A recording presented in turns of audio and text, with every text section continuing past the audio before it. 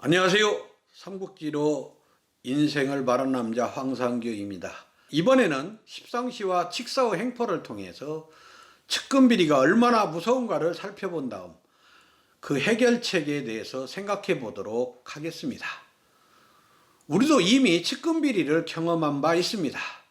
박근혜 정부 시절 최순실이 국정농단한 것을 직접 목격했습니다.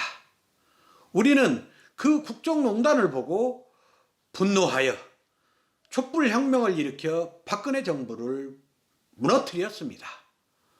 이처럼 측근비리는 남의 일이 아닙니다. 항상 우리 곁에서 일어날 수 있는 일이죠. 삼국지도 상황은 마찬가지입니다. 황관들은 황제의 눈과 귀를 막고 매관매직을 해서 막대한 풀을 축적하는 데 혈안이 되었습니다. 그러니 뇌물을 써서 관리가 된 사람들은 어떻게 하겠습니까? 결국 백성들에게 많은 세금을 매겨서 이득을 취해서 본전을 찾는 것이죠. 그러니 백성들의 삶은 고단해질 수밖에 없었습니다. 거기에다가 황건적의 난까지 일어나 황건적들이 백성을 수탈하니 백성들의 궁핍은 더욱더 심화됐던 것입니다. 관군조차 황건적의 난을 진압할 수 없어서 의병의 도움으로 간신히 황건적의 난을 진압할 수 있었습니다. 그때 유비 삼형제는 황건적의 난을 진압하는데 큰 공을 세웠습니다. 하지만 결과는 어땠습니까? 아무런 보상이 없었습니다. 뜨거운 국물도 맛볼 수 없었고 하늘을 나는 기러기만 쳐다보는 처량한 신세로 전락했던 것입니다. 이런 한탄스러운 광경을 목격한 고관 장균은 황제에게 가서 왜 이러한 일이 일어나는가에 대해서 직보를 하게 됩니다.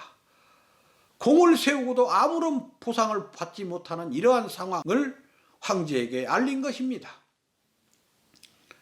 그러자 십상시들은 그런 장균을 끌어다가 곧바로 독사를 시키고 맙니다. 그리고 혹시나 장균과 같은 사람이 나타나서 또 황제에게 구할 수 있다고 생각해서 유비 삼형제에게 작은 벼슬자리를 내립니다. 그 벼슬자리가 둠의 산골의 현이, 지금으로 말하면 경찰서장격이죠. 공치고는 너무나 작은 보상입니다. 이들은 불만이 많았지만 그곳에 갈 수밖에 없었습니다. 그렇지 않으면 먹고 살기 위해서 뿔뿔이 헤어져야 했기 때문입니다. 유비 삼형제는 그곳에 도착하여 마을의 안정에 힘을 쓰고 서로 간의 우정을 돈독히 합니다. 특히 유비는 자신이 높은 직책에 있음에도 불구하고 항상 형제들과 같은 방에서 자면서 우정을 쌓아가는데 최선을 다했습니다. 그런데 이런 생활도 잠시 칙사 도구가 찾아와서 유비에게 뇌물을 요구합니다. 이미 유비는 노식 선생이 뇌물을 주지 않아 감옥에 가는 것을 일찍이 봤습니다.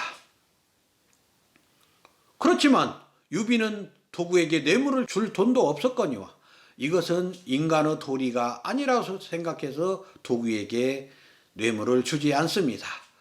그러자 도구는 어떻게 했습니까? 유비에게 죄를 뒤집어 씌워서 감옥에 보내려고 했습니다.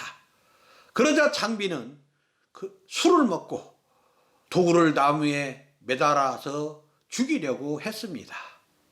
유비와 관우는 그런 장비를 말려서 도구를 살려냅니다. 그런데 도구는 어떻게 합니까? 관에 달려가서 유비 삼형제를 고발하게 되고 결국 유비 삼형제는 도망자 신세로 전락합니다. 공을 세운 사람이 도망자가 된다는 것은 이것은 무엇을 의미합니까? 나라가 곧 망해간다는 것이죠. 자, 삼국지에서 한 나라가 망해가는 것이나 박근혜 정부가 망해가는 것이나 다 똑같은 것입니다.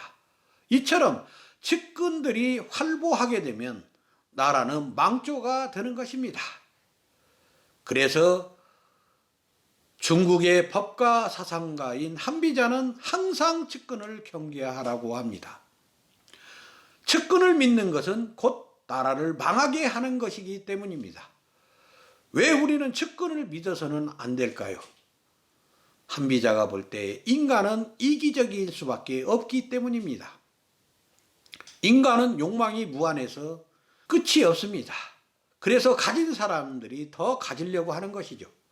게다가 욕망을 만족시킬 수 있는 재화가 유한하기 때문에 더욱더 더 가지려고 싸움을 할 수밖에 없습니다. 그러니 인간이 이기적으로 흐를 수밖에 없죠. 아무리 착한 사람도 가만히 놓아두게 되면 이기적으로 행동할 수밖에 없다는 얘기입니다. 그러니 남을 믿는 것은 자신의 창고의 문을 열어놓고 자신의 지갑을 남에게 맡기는 것과 같은 것입니다. 그런데 우리는 주변에서 흔히 너만 믿어, 그러니 알아서 잘 해줘, 이런 식으로 말하는 사람을 볼 수가 있습니다. 이런 사람은 결국 믿는 도끼에 발등 찍히게 되어 있습니다. 인간은 아무리 선한 의지를 갖고 있어도 결국 자신의 이익을 저버릴 수 없기 때문에 이기적으로 행동할 수밖에 없다는 얘기입니다.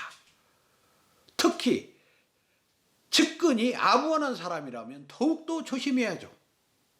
아부하는 사람과 의로운 사람의 차이점은 무엇입니까? 아부하는 사람은 이익을 위해서 윗사람에게 잘 해주는 것입니다. 의로운 사람은 윗사람이 좋아서 하는 게 아니라 의로움을 위해서 행동하는 것이죠. 그러니 아부한다고 해서 그 사람을 측근으로 기용하는 것은 모든 것을 그 사람에게 맡기는 것, 즉 늑대에게 고기를 맡기는 것과 같습니다. 그러니 한비자는 항상 측근을 경계해야 하지 모든 걸 맡겨서는 안 된다고 했습니다. 한비자는 먼 곳의 일은 귀로 듣고 가까운 일은 눈으로 보고, 그래서 그들의 잘잘못을 항상 가려야 하고 말한 것과 실질적인 결과를 항상 대조해서 그들이 무슨 잘못을 했는지 알아보고 그 책임을 반드시 물어야 된다고 했습니다. 그렇지 않으면 선한 의지를 가지고 있는 사람조차 자신의 이기적인 욕망을 위해서 일을 한다는 것이죠. 자, 여러분도 이 한비자의 말을 잘 들어보고 십상시와 칙사들의 행포를 통해서 일어나는 측근비리를 경계해야 합니다. 항상 여러분들이 높은 지위에 올라갈수록 한비자의 말을 더욱더 깊이 새겨야 된다고 생각합니다. 그래서 마키아벨리는 유능한 군주는 항상 자기 측근들의 유능함과 성실함을 보아서 기용한다고 했습니다. 여러분도 무조건 사람들에게 맡길 것이 아니라 맡겼을 때는 항상 측근들의 행동을 살펴서 그러지 못하도록 단두리를 잘해야 한다고 생각합니다. 감사합니다.